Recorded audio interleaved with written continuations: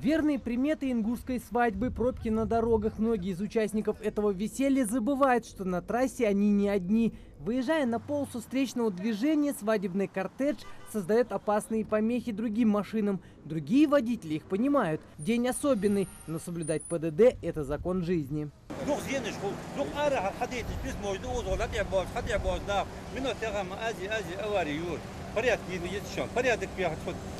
Беспорядок, беспорядка закону предусматривает уголовные, административные и другие ответственности.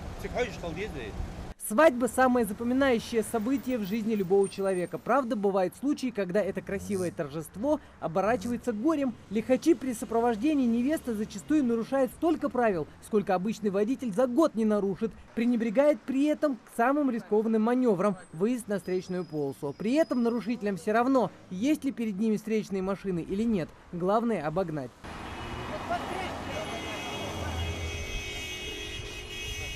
Некоторые свадебные водители дрифтуют на самых оживленных участках, создавая опасность для своих пассажиров и других встречных машин.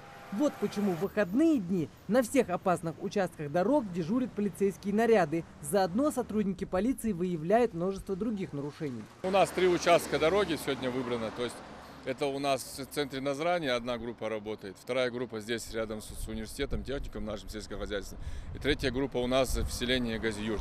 Дело в том, что данная трасса, она очень оживленная трасса, поэтому очень часто все-таки случаются дорожно-транспортные происшествия на данных участках дороги, поэтому все-таки и руководством Совета Безопасности, и руководством МВД также с нами все-таки были согласованы мероприятия.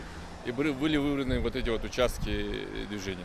Впрочем, инспекторы ГИБДД, останавливая участников дорожного движения, стараются не создавать пробки на дороге. Но в этом случае десятки машин в прямом смысле перекрыли дорогу для других участников дорожного движения. И такая картина каждое воскресенье. Свадьба,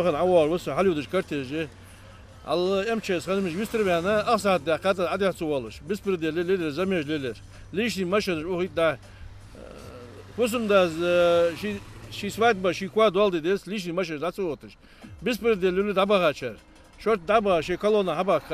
Превышение скорости, проезд под запрещающие знаки. Вот так сегодня веселятся на свадьбе. А ведь дисциплина на дороге – важная часть безопасности самих водителей. Руслан Албогачиев, Султан Булгучев, Новости 24.